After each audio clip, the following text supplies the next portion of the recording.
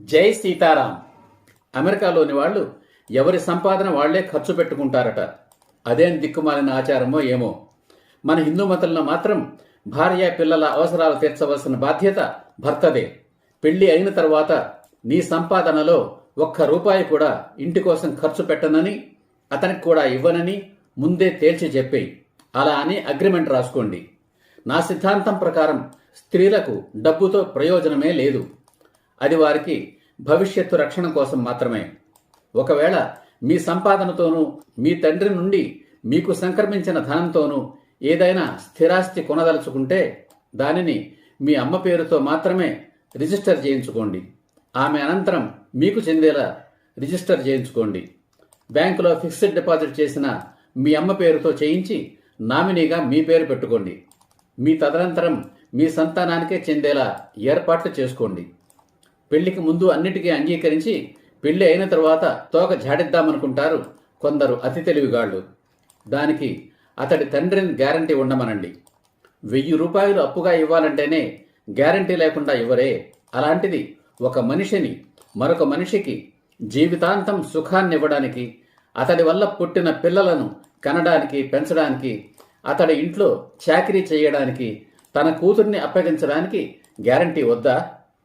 మీ మీద మోజు తీరిపోయి వాడు మధ్యలోనే వదిలిపెట్టిపోతానంటే, మీకు విడాకులు ఇస్తానంటే మీకేది దారి? ఎవరు గ్యారంటీ? అతడి తల్లిదండ్రులే ఆ గ్యారంటీ ఇవ్వాలి.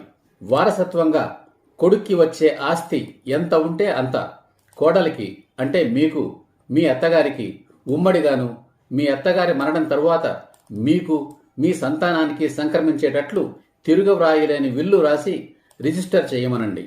ఇవన్నీ మగవాడు భవిష్యత్తులో దురలవాట్లకు లోనై తన జీవితాన్ని, తన భార్య పిల్లల జీవితాలను అన్యాయం చేయకుండా ఉండడానికి మాత్రమే.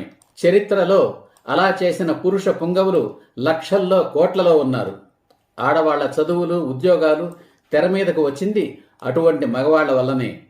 మళ్లీ చెబుతున్నా, నా సిద్ధాంతం ప్రకారం మహిళలకు డబ్బుతో ప్రయోజనమే లేదు.